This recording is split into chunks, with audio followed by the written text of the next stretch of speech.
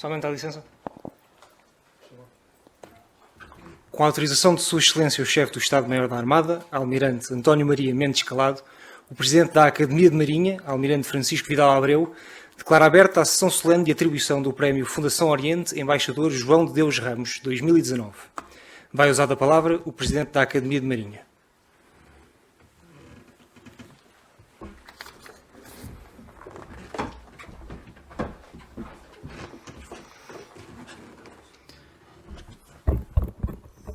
Senhor Almirante, Chefe do Estado-Maior da Armada, acedeu Vossa Excelência a presidir este ano a sessão da Academia de Marinha que irá atribuir um prémio patrocinado pela Fundação Oriente que, embora não institucional, veio permitir a esta Academia dar particular atenção aos estudos do Oriente ligados ao mar. A presença do Comandante da Marinha no dia de hoje honra-nos sobremaneira, já que a interpreto como um apoio explícito à decisão tomada de recomeçar as sessões da Academia na modalidade presencial. Só elas estimulam os oradores, premiando o seu trabalho, permitindo no final a sempre necessária e desejável interação com a assistência, embora com a dimensão que as circunstâncias ditam a cada consciência e que naturalmente respeitamos. Sr. Dr. Carlos Monjardino, ilustre Presidente da Fundação Oriente, é com gosto que de novo o recebemos na Academia de Marinha e louvamos o patrocínio associado explicitamente à criação e manutenção deste prémio, como também não esquecemos que foi sua a iniciativa de alargar a designação inicial de Prémio Fundação Oriente para Prémio Fundação Oriente Embaixador João de Deus Ramos, honrando assim a memória de um homem notável que tão devotamente serviu as nossas duas instituições. Infelizmente, a Sra. Dona Maria Antónia Ramos, viúva do Sr. Embaixador, e que naturalmente estaria hoje presente, não o poderá fazer por ter tido uma queda recente. Aqui ficam expressos os desejos de uma rápida recuperação. Senhores académicos, senhores convidados, este é o segundo ano que este prémio é atribuído. O protocolo de cooperação foi assinado em 25 de novembro de 2016 e tem efeito em todos os anos ímpares. O prémio, que irá ser hoje atribuído, refere-se assim ao ano de 2019. A ele concorreram 7 obras, cobrindo temas tão diferentes como a ciência no Portugal da expansão, a Inquisição de Goa, teatro a bordo das naus portuguesas, Fernão de Magalhães e vários outros. O júri, constituído por 8 elementos, incluiu, para além do Presidente, dos 2 Vice-Presidentes e do Secretário-Geral da Academia, mais 4 personalidades, 2 indicadas pela Fundação Oriente, os professores Jorge dos Santos Alves e João Paulo Oliveira Costa, e 2 a convite do Presidente, o Vice-Almirante José Silva Carreira e o professor Rui da Costa Pinto, infelizmente já falecido, todos os nossos académicos, cujo superior contributo para a decisão final muito agradeço. Considerou o júri que a grande maioria das obras concorrentes apresentavam um nível académico e cultural significativo, mas que do conjunto sobressaíam claramente 2 delas, pelo que, por unanimidade, decidiu que o prémio deveria ser atribuído ex aequo. Foram elas o Regresso dos Mortos, os Doadores da Misericórdia do Porto e a Expansão Oceânica, séculos XVI a XVII, de Isabel dos Guimarães Sá, e O Poder entre Lisboa e o Oriente, Persistências e Mudanças na Administração, do Ultramar ao Ato Colonial, de Célia Maria Ferreira Reis. A Sra. Professora Isabel dos Guimarães Sá doutorou-se em 92 no Instituto Universitário Europeu de Florença, exerce funções docentes no Departamento de História da Universidade do Minho, onde ensina disciplinas no âmbito da História Moderna Europeia, é investigadora integrada no Centro de Estudos de Comunicação e Sociedade da mesma universidade, coordenou vários projetos nacionais de investigação objeto de financiamento específico, foi bolseira da Fundação Gulbenkian em 98 e também em 2003 na John Carter Brown Library, da Brown University, Estados Unidos da América. Tem-se debruçado sobre vários temas de investigação relativos à história de Portugal e do seu império ao longo do período moderno. Começou por estudar o fenómeno do abandono de crianças na roda dos expostos, no mestrado e doutoramento, tendo a partir de 1992 trabalhado sobre as misericórdias portuguesas. Mais recentemente, abordou aspectos da cultura material da primeira modernidade. O livro O Regresso dos Mortos permitiu congregar estas 2 últimas vertentes. No presente, prossegue estudos sobre os doadores das misericórdias. A senhora professora Célia Maria Ferreira Reis é licenciada em História, mestre em História do século XX e doutorada em História Contemporânea pela Faculdade de Ciências Sociais e Humanas da Universidade Nova de Lisboa, onde é investigadora no Instituto de História Contemporânea. É também professora no agrupamento de escolas Henriques Nogueira. Entre os seus estudos encontram-se os que realizou sobre a misericórdia e outras temáticas relativas a Torres Vedras, mas tem-se dedicado essencialmente às questões coloniais, particularmente as que se referem à Ásia na época contemporânea.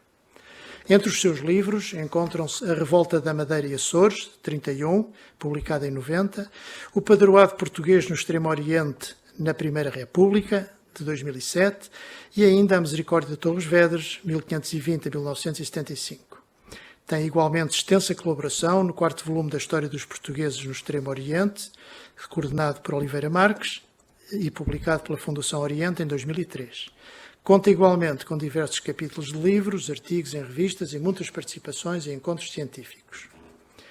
Das atas deste júri, extraio as sínteses que justificam a atribuição do prémio. Relativamente à primeira das obras citadas, pode ler-se, e cito: o livro O Regresso dos Mortos, Os Doadores da Misericórdia do Porto e a Expansão Oceânica, séculos XVI a XVII, é um trabalho de grande relevância científica que, centrando a sua análise não nas massas anónimas, mas no ou nos indivíduos, nos traça um excelente quadro das transformações operadas pela expansão oceânica na vida dos portuenses, tanto ao nível das suas estruturas familiares como no campo material. A metodologia científica que serve de base ao presente livro é extremamente rigorosa e perfeitamente adaptada ao objeto em estudo. Revela um enorme conhecimento do estado da arte relativamente à temática em análise, bem como o conhecimento dos fundos arquivísticos tratados. Em termos de exposição e da linguagem utilizada, trata-se de uma obra muito bem escrita. Embora destinada ao meio académico, não deixa ainda assim de ser de agradável leitura, com uma excelente disposição das matérias. A sua opção por uma abordagem micro, num domínio como o da história cultural, social e religiosa, revela por si só o caráter inovador do trabalho, rompendo com a tradição de há muito imposta pela história dos análises, a quem interessavam sobretudo os coletivos e as grandes análises estruturais. Fim de citação.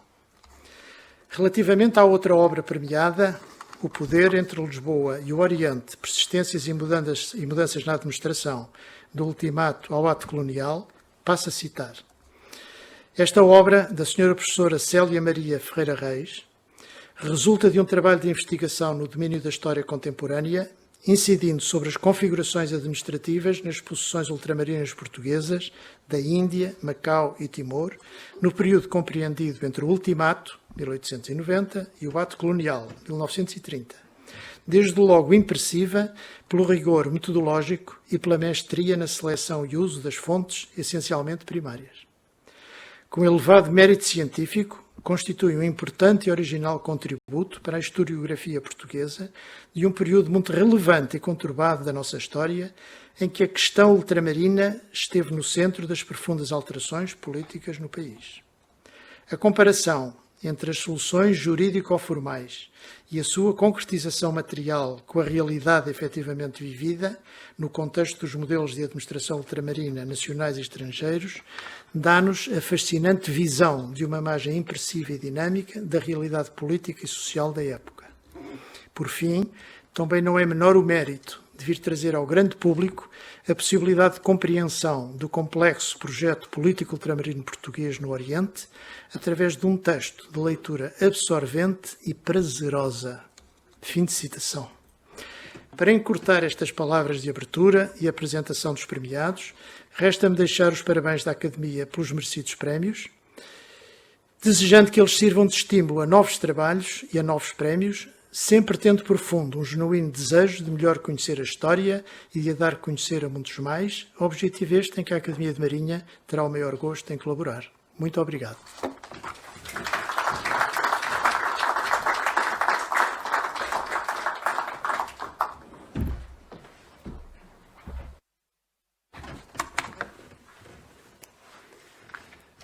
Vai usar a palavra o Presidente da Fundação Oriente, Dr. Carlos Monjardim.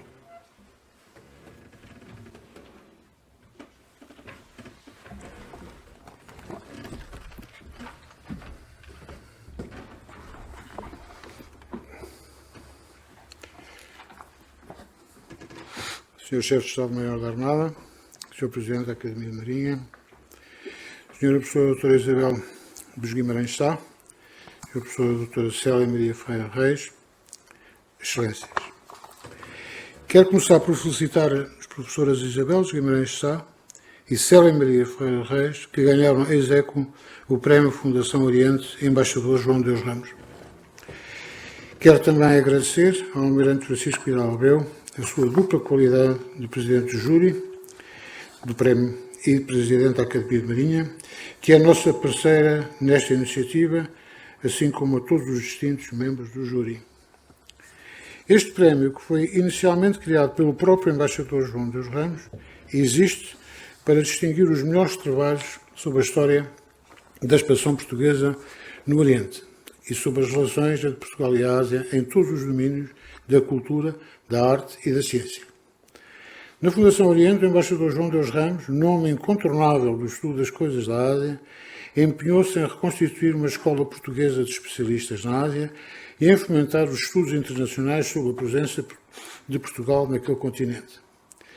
Nesse quadro, encontramos na Academia de Marinha um parceiro natural e privilegiado. O Império Marítimo de Portugal na Ásia, que controlava todas as ligações marítimas desde o Golfo Pérsico até ao Japão, é um feito único na história universal e certamente o capítulo mais brilhante da longa história da Armada Portuguesa. Um prémio como este só pode existir se puder distinguir trabalhos de investigação de grande qualidade académica, como é o caso do Regresso dos Mortos, o último livro da professora doutora Isabel dos Guimarães Sá, do Centro do Departamento e o Departamento de História do Instituto de Ciências Sociais da Universidade do Minho, assim como o Poder entre Lisboa e Oriente, a tese doutoral que a doutora Célia Maria Ferreira Reis defendeu na Universidade Nova de Lisboa. O prémio existe para reconhecer a qualidade destes estudos, para os divulgar e, sobretudo, para estimular os seus autores a continuar o seu trabalho nestes domínios de investigação, lembrando que, ao mesmo tempo, o papel importantíssimo do embaixador João Deus Ramos no estudo das relações de Portugal com a Ásia. Quero desejar às professoras Isabel dos Guimarães Sá e Célia Maria Ferreira Reis os maiores sucessos nas suas carreiras académicas. Muito obrigado.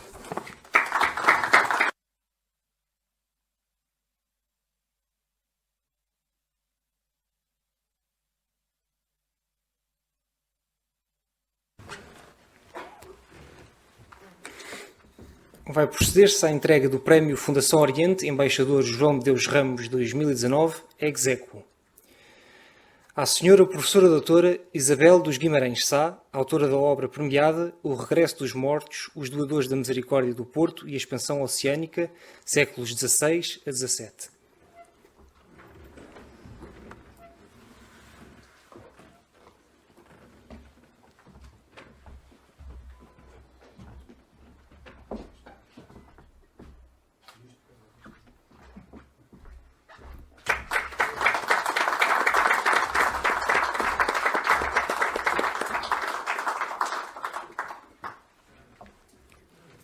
À Sra. Professora Doutora Célia Ferreira Reis, autora da obra premiada O Poder entre Lisboa e o Oriente, Persistências e Mudanças na Administração, do Ultimato ao Ato Colonial.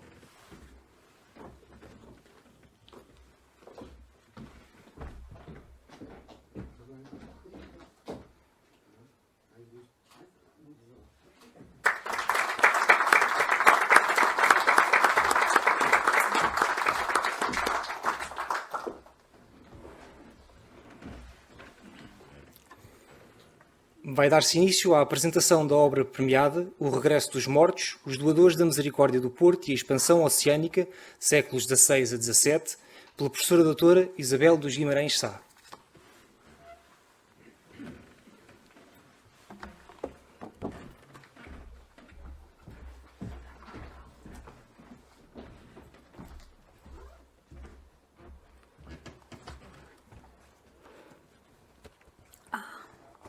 Excelentíssimo Senhor Chefe-Maior, Chefe do Estado-Maior da Armada, Excelentíssimo Senhor Almirante, Presidente da Academia da Marinha, Excelentíssimo Senhor Dr. Carlos Monjardino, Presidente da Fundação Oriente. É uma honra para mim receber o prémio, por razões que não precisarei de explicitar muito. Este livro já escrevi vários e de todos aqueles que escrevi é aquele que eu mais gosto. Ele foi escrito corresponde a 7 anos de investigação e escrita, portanto ele ficou pronto em 7 anos. E foi feito a partir de um surpreendente fundo documental da Misericórdia do Porto, que diz respeito a pessoas que beneficiaram a confraria com as suas heranças ou doações. E eu, para o livro, não as selecionei apenas aquelas que tinham alguma ligação ao Império Português. E a partir de um documento inicial, que era geralmente um testamento, a Misericórdia organizou, portanto, poupou-me o trabalho, organizou um dossiê com toda a documentação que se seguia a esse testamento. Cartas entre Misericórdias, certificados de propriedade de imóveis, inventários de haveres pessoais, portanto, recheios de casa, animais, pessoas escravizadas, portanto, tudo aquilo, e muitas vezes, a maior parte das vezes, sempre que a herança era avultada, questões judiciais, portanto, apareciam sempre parentes a contestar. E eu fui vendo que este fundo era o único, porque Lisboa, que teria, só nos resta chorar, porque perdeu tudo, portanto, quer a Misericórdia, quer a Casa da Índia, não têm documentação deste género. Pode ser que ela venha a aparecer, mas muito fragmentada e muito dispersa noutros fundos documentais. E o Porto, na altura, portanto, nos séculos XVI e XVII, era já uma cidade mercantil importante.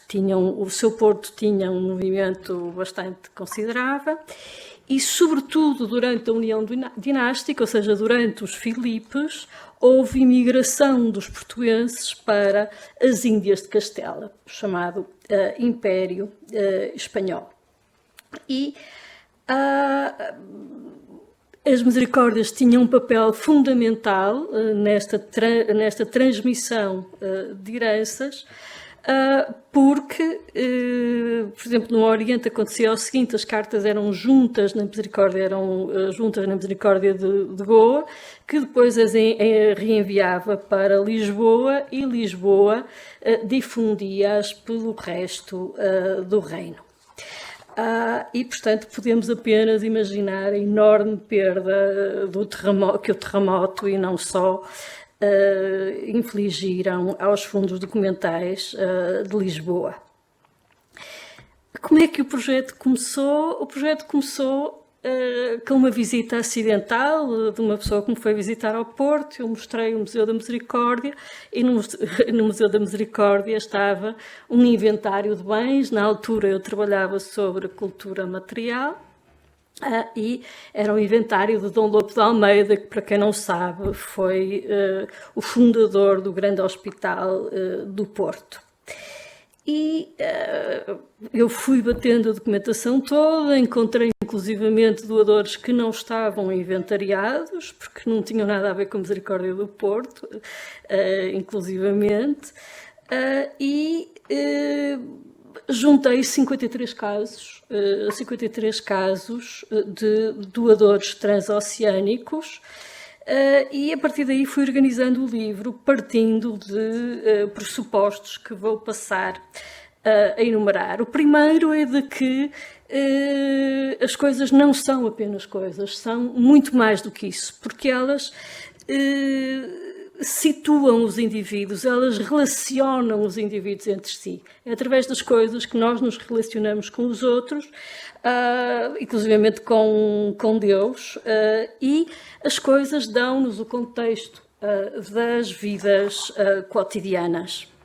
E, portanto, quando nós temos um inventário post-mortem, nós temos o universo mental e material daquela pessoa. Portanto, nada é acidental, não é acidental encontrar certas peças de roupa, louças da Índia, objetos como rosários ou joias. E a partir do testamento, o testamento dava origem a uma conversão de bens, porque os bens eram geralmente transformados em dinheiro, o dinheiro era transformado em títulos de dívida pública e os títulos de dívida pública iam ser transformados ou em serviços de caridade ou então serviam para pagar aos capelães que diziam missas por alma. Portanto, estamos aqui em plena economia da salvação. O segundo pressuposto que organizou o livro foi esta ideia de que as narrativas constituem a base das sociedades humanas, ou seja, todos nós, tenho a certeza, somos viciados em histórias. Citando Michel Certeau, as histórias atravessam e organizam lugares, selecionam os lugares, ligam-nos entre si. Isto para mim era ótimo, não é?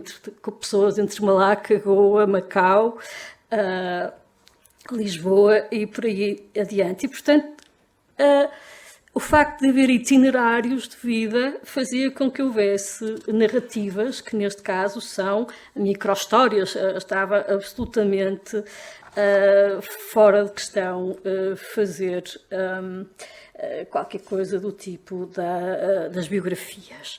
Obviamente que estas narrativas que eu construí seguem um princípio, aqui vou citar Agostina Bessa Luís, de que a história é uma ficção controlada. Ou seja, eu não podia estar a inventar histórias porque não sou romancista.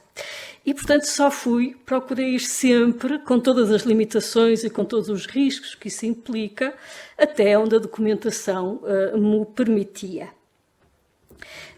Não vou falar no terceiro pressuposto, que seria a seguir, e que tem a ver com o facto de nós hoje estudarmos tanto as grandes coletividades, as grandes massas anónimas, quanto o indivíduo. Apenas direi que o que cada um de nós faz tem consequências, ou seja, se não tivesse havido um grupo de homens que alargou a Rota do Cabo até ao Extremo Oriente, nós hoje não estávamos aqui esta tarde, de certeza. E eles foram, tenho a certeza que inicialmente foram algumas escassas dezenas de indivíduos que resolveram ir até ao Japão.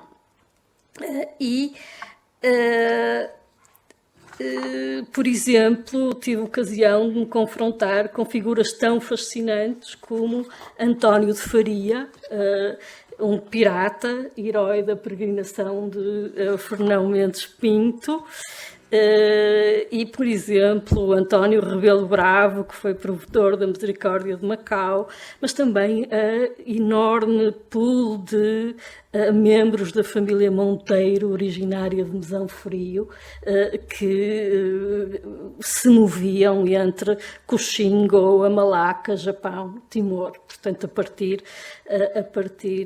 de Macau. Devo dizer que todos estes documentos, de certa forma, acabavam por ter um cunho pessoal, porque quando nós temos um testamento, apesar do testamento ser eminentemente formalizado, há espaço para a pessoa exprimir a sua vontade e para tecer comentários. E, portanto, o que interessava aqui era estabelecer conexões entre a documentação a partir de um nome e de outros elementos de comprovação. E aqui foi fundamental a história digital, ou seja, as enormes possibilidades que a internet nos oferece de rastrear indivíduos mesmo que sejam indivíduos que viveram há 400 anos. Portanto, isto para dizer que, na minha já longa carreira, a maneira como nós fazemos história hoje é diferente de há 30 ou 40 anos atrás. O título do livro, quanto a mim, justifica-se plenamente, embora já tenha ouvido comentários depreciativos sobre o facto de ser um título comercial, mas eu justifico pelo seguinte: estes homens que morriam a milhares de quilómetros de casa, das suas terras de origem, de que tinham saído muitas vezes garotos, eles faziam questão de que as missas fossem ditas nas terras de origem, ou seja, eles queriam ser lembrados portanto, e devo dizer que algum efeito, algum sucesso tiveram, porque permitiram fazer este livro que os chama pelos seus nomes. Portanto, para não demorar muito, devo dizer que é com muito orgulho que recebo este prémio, tanto mais que se tratou de um trabalho individual, mas não isolado. Obviamente que eu estou em contacto com os meus colegas, mas não foi completamente, como nós diríamos hoje, low cost, ou seja, não foi preciso subcontratação de pessoas para tirar dados em arquivo, não houve nenhum projeto por trás do livro, a não ser, obviamente, a Imprensa de Ciências Sociais da Universidade de Lisboa, que aprovou a proposta e a quem agradeço.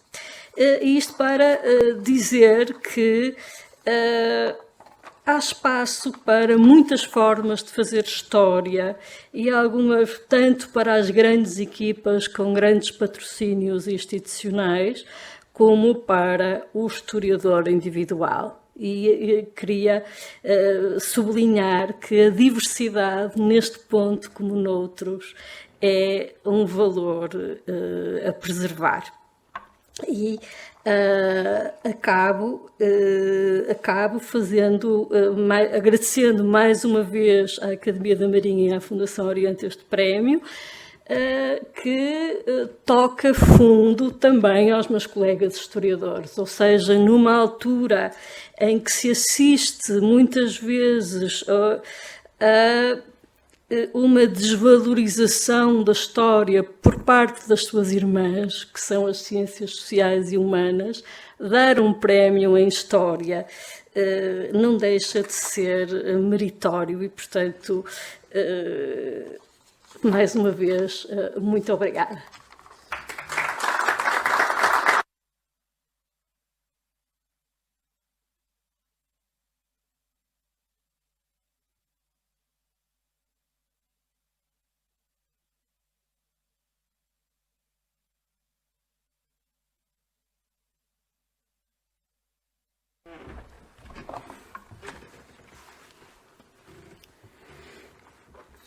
Vai dar-se início à apresentação da obra premiada O Poder entre Lisboa e o Oriente, Persistências e Mudanças na Administração, do Ultimato ao Ato Colonial, pela professora doutora Célia Ferreira Reis.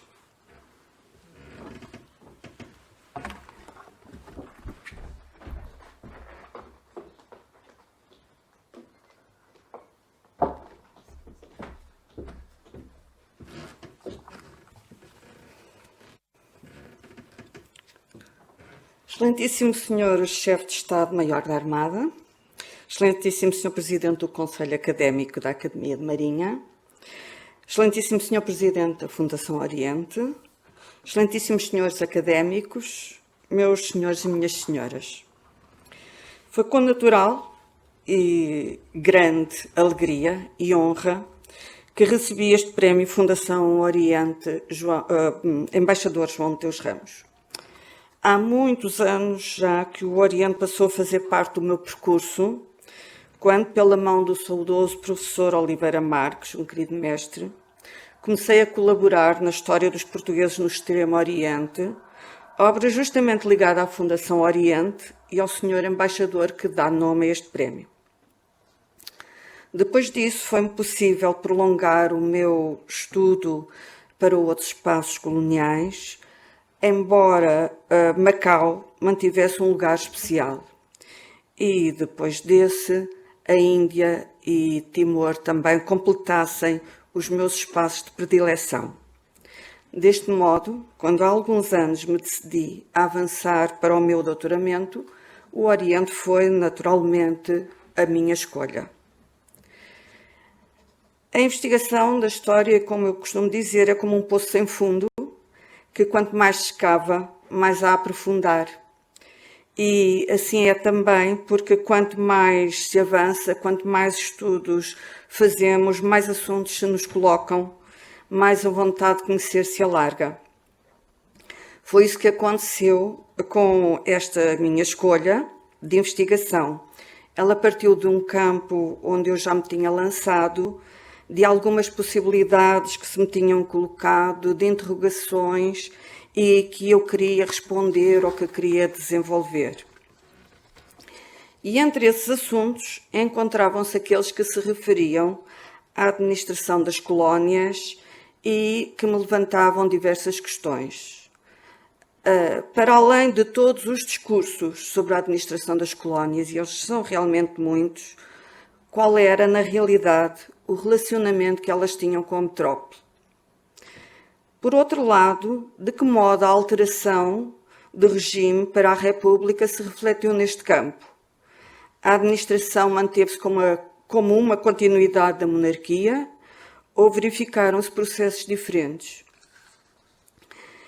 Uma outra interrogação era, sabendo que houve propostas realizadas nas colónias, propostas de administração que visavam uma modificação das formas, de que forma é que elas impulsionaram qualquer mudança.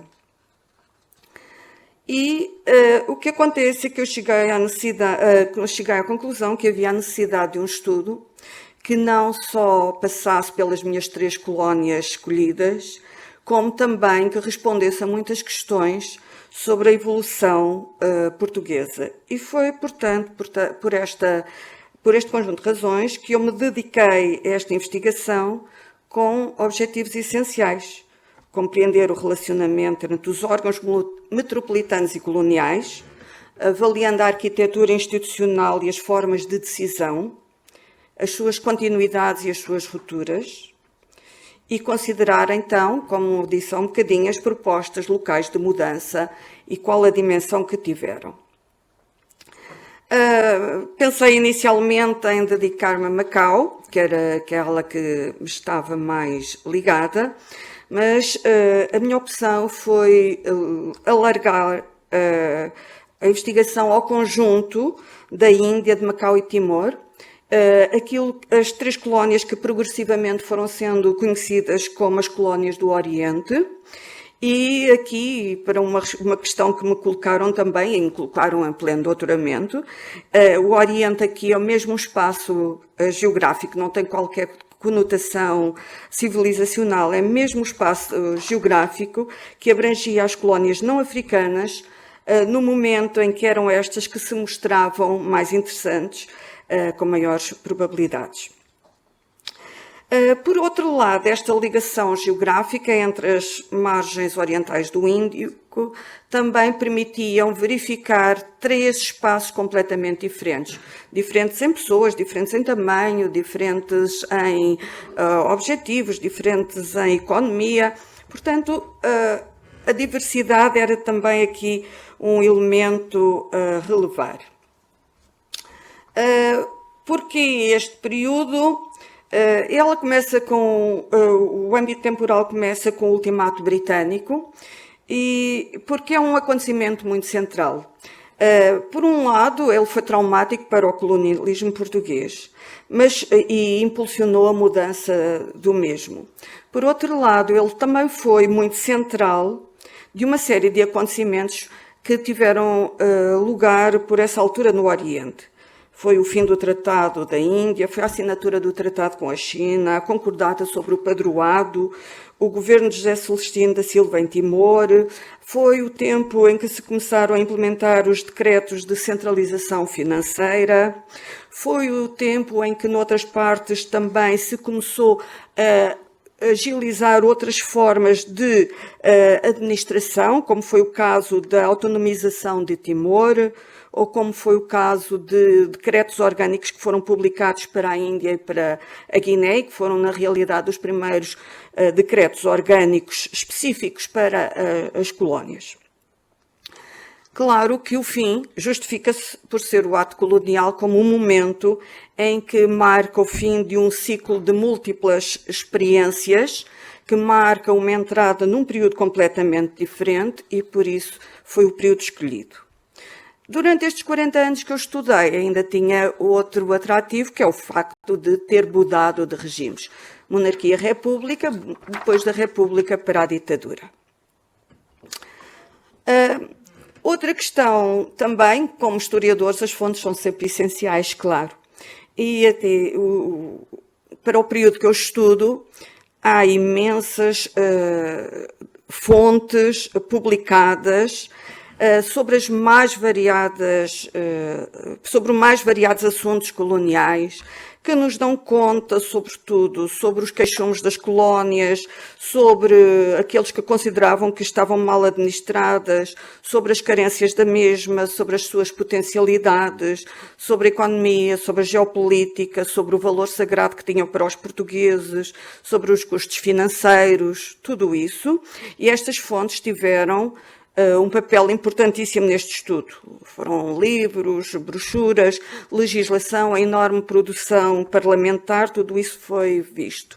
Mas algo que eu também fiz e que não me fiquei por aí foi mergulhar nas repartições ministeriais. E essa é que é a grande vantagem, ou uma das, digamos, inovações para esta investigação e para este período. Nem sempre foi muito fácil, porque eu não tive a sorte de encontrar os dossiês organizados como a minha colega. Pelo contrário, mergulhar em arquivos mal organizados, com períodos que não se... com fontes mal indicadas, com fontes em que geralmente as pessoas não mexem. Foi complicado, foram muitas tardes, foram muitas fotografias, foi muito de tudo, mas que me permitia, de facto, mergulhar nas repartições, compreender como é que se decidia, compreender o que estava nas entrelinhas, compreender as notas que se transmitiam entre pessoas que se conheciam, fossem elas os governadores, os ministros, e esse é um aspecto extremamente importante para perceber aquilo que está para além da estrutura legal. Ora, em geral, o que é que eu verifiquei? Portanto, esta minha tese de doutoramento, que agora, que depois recebeu este prémio, começa por uma grande parte que tem uma evolução diacrónica sobre todas as evoluções de toda a estrutura administrativa portuguesa de 1890 a 1930, muito mais do que eu estava à espera, confesso. É incrível a quantidade de decretos, de mudanças, de alterações, de retificações que se fizeram. E elas permitiram, de facto, que eu, para a estrutura da administração portuguesa, encontrasse diversos períodos bem marcados. Um período de continuidades menos pronunciadas até 1914 e depois um período de mudanças muito mais rápidas após 1914. 1914 foi o ano em que se publicaram as leis orgânicas, que também estudei com todo o cuidado e verifiquei que elas não são só de quem é habitualmente considerado como o seu autor, ele é o produto elas são o produto do Parlamento, mais propriamente, e este período antes tem uma estrutura que vinha desde 1869, a partir daí temos uma estrutura que vai mudar muito mais rapidamente. O que é curioso, que também no meio de tudo isto eu notei, é que apesar dessa estrutura que estava sempre a ser falada, do decreto de 1869, que dava forma à administração colonial, ele permitia uma flexibilidade constante. Havia constantes alterações também, embora ele estivesse lá no fundo. E acho que essa flexibilidade que existia é que permitia que ele fosse continuando a existir. Mas eram tantas as queixas ao regime que eu acho que não tinha a ver propriamente com a lei, mas com aquelas pessoas que mandavam. Portanto, constantemente se falava da centralização das colónias e das leis centralizadoras em Portugal, quando eu acho que estava muito mais relacionado com aqueles que tinham o poder, particularmente uma personagem que geralmente é muito pouco falado, que era o diretor-geral das colónias, que era verdadeiramente quem movimentava tudo. E a partir de 1914, com as leis orgânicas, nós vamos ter uma alteração completa com estruturas que vão mudando muito mais rapidamente. 1914, por acaso, é das colónias, mas é também o do ano da guerra. E o pós-guerra implicou uma grande transformação, mesmo por pressões internacionais. E essas alterações foram-se fazendo, leis publicadas em 1920, novas bases orgânicas, mas que são de uma confusão enorme pelas indefinições, pelos erros que têm, pelos pormenores que deixam de fora. Há momentos, por exemplo, em que ninguém sabe verdadeiramente se as próprias cartas orgânicas das colónias estão ou não em vigor. E há pessoas que acham que elas estão em vigor e outras que acham que não. E estamos a falar de gente que decide sobre as colónias, estamos a falar dos próprios responsáveis coloniais. Ora, foi, portanto, toda esta estrutura em termos gerais para o país inteiro que eu analisei e depois dediquei os outros capítulos, então, mais especificamente à Índia, Macau e Timor, com maior incidência, embora, obviamente, inseridas no contexto mais global. E aqui o que eu verifiquei, de facto, foi a quantidade de propostas de alteração que se fizeram, propostas estruturais, às vezes em termos mais pormenorizadas, como foi, por exemplo, o regimento da Fazenda no início da década de 1890, outras vezes uma proposta mais alargada de alteração de toda a orgânica colonial, como aconteceu em 1906 na Índia e em Timor, e aconteceu a partir da República, do início da República, na Índia e em Macau também. Essas, curiosamente, faziam-se propostas, mas elas não tiveram, de facto, seguimento até às leis orgânicas, como nós vimos, como eu vi. Depois tenho outro aspecto, que é, então, como é que o poder funcionava na prática, como é que funcionava entre as organizações, entre as diversas repartições. Aí funcionava, sobretudo, com uma flexibilidade enorme. Eu acho que a principal característica da administração era contornar os obstáculos. As leis existiam, mas havia sempre maneira de lhes dar a volta. Por exemplo, as leis determinavam, as leis só entravam em vigor nas colónias depois da sua publicação no boletim oficial de cada uma delas. Atrasar a publicação era uma forma de atrasar a entrada em vigor. Era um aspecto. Por exemplo, as colónias podiam fazer propostas de lei e podiam fazer com que elas entrassem em vigor até à resposta do Ministério. Às vezes levava muito tempo a que elas viessem para Lisboa. E quando chegavam a Lisboa, levava muito tempo a que a resposta chegasse ao seu destino. De maneira que, às vezes, provisoriamente, as leis iam permanecendo e lá funcionavam, regulando provisoriamente sempre, com incerteza, mas era uma incerteza controlada e uma incerteza que realmente funcionava e que dava jeito para os dois lados. Dava jeito ao Ministério e dava jeito a quem administrava as colónias.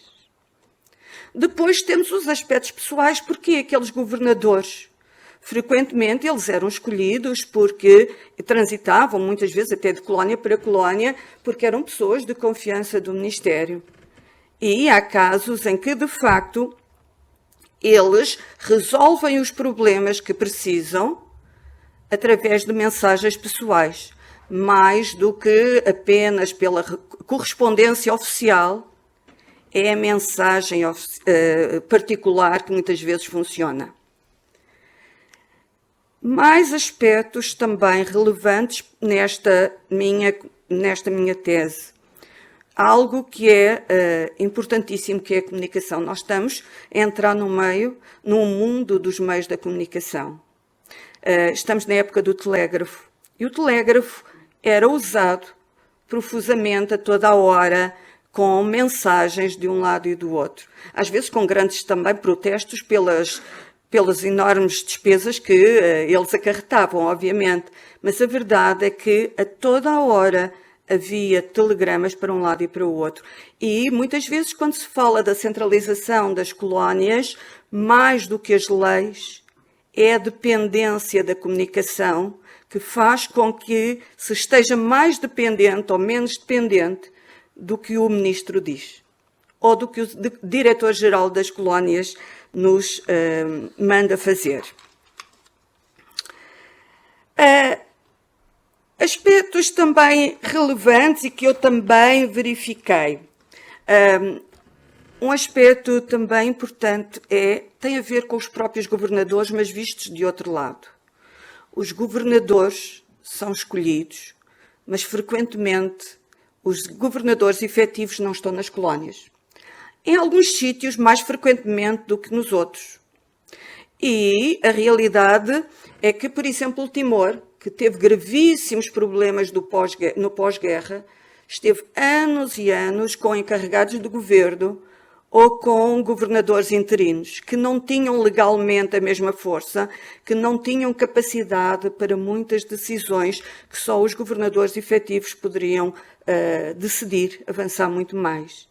E esses aspectos parecem-me extremamente relevantes. Foi também possível fazer toda a listagem dos governadores e de todos aqueles que estiveram à frente de cada uma destas 3 colónias e perceber as diferenças. A Índia mais estável, com pessoas de categoria superior em termos hierárquicos, Timor com uma hierarquia mais baixa e, sobretudo, com muitas ausências. Outro aspecto que também me ganhou aqui bastante espaço foi aquele que disse respeito a algo que era específico de Portugal, que era a representação das colónias, províncias e depois colónias, no Parlamento português. Primeiro nas Cortes, depois no Congresso. É algo que é específico de Portugal, porque desde 1821 que houve representação até 1999, não, portanto aí Macau já estava integrado no círculo fora da Europa, mas houve constantemente representação de cada uma das províncias. Isso é algo que é específico de Portugal, que os outros países não têm. A Índia não tem, nunca teve representantes no seu Parlamento. Os franceses tiveram às vezes, outras vezes não tiveram, mas Portugal teve sempre. Mas o que é que eles faziam? Portanto, posso adiantar que neste momento estou a fazer um estudo sobre esse Parlamento com mais especificidade, num período até bastante mais alargado, para ver. Aqui, o que me pareceu, e o que eu me preocupei mais foi ver qual a relação das colónias com o Parlamento. E aquilo que eu considerei foi que os deputados, frequentemente, eram mais um círculo para distribuir no mundo da história parlamentar portuguesa.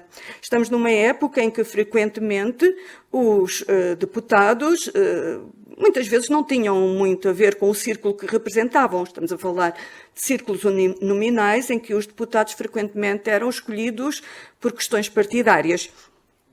E isso também acontecia aqui, em que muitas vezes as pessoas que eram escolhidas ou tinham estado uma vez em Timor, ou na Índia, ou tinham lá vivido durante algum tempo, ou então sabiam que estava por lá e que nunca lá tinham ido, mas que eram na mesma os seus representantes e que isso às vezes acontecia. Depois, outra questão tem a ver com a legislação do próprio Parlamento em relação às colónias.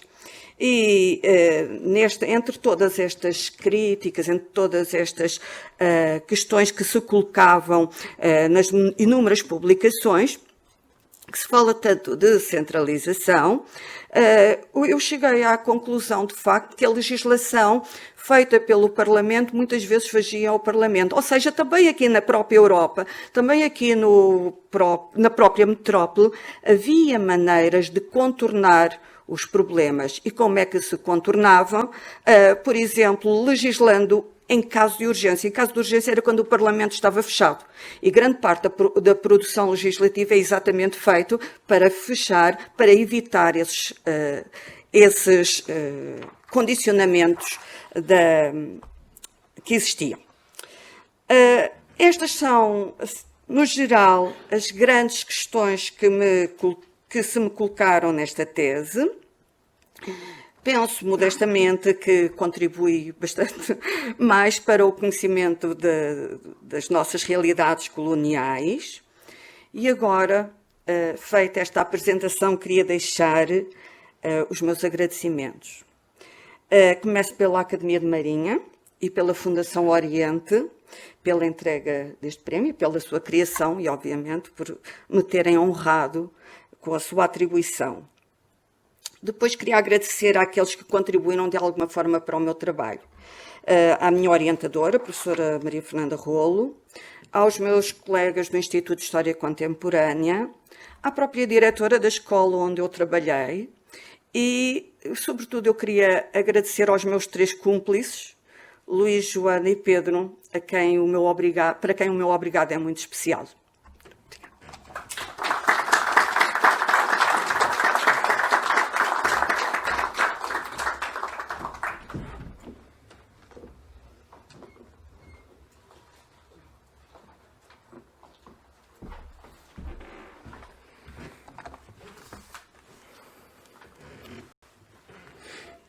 Somente a licença.